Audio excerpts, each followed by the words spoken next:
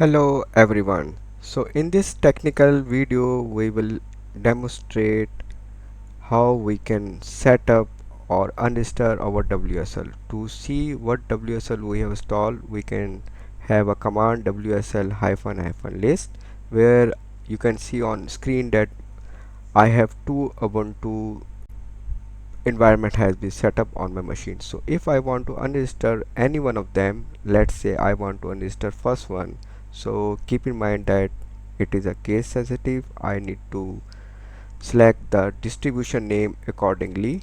So first one name is like this, so I am just hit enter and it's uninstalling from my machine.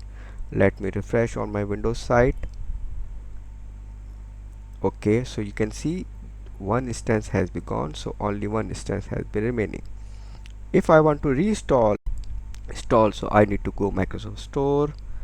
In Microsoft Store I need to type ubuntu,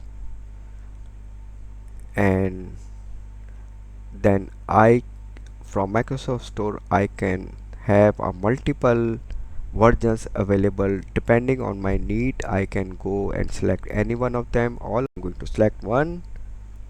Now once it's downloading and setuping, it asks me to provide a root password, actually which is a Unix system or Ubuntu password, where I have using this user and its password to connect with the as a super user.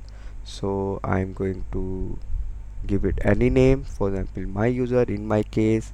So once it's done, you can see my user is created, and now I'm going to refresh it, so you can see the next version which is I'm have to download from is available, and where under the home I can see my home directory. Thank you very much for watching this video.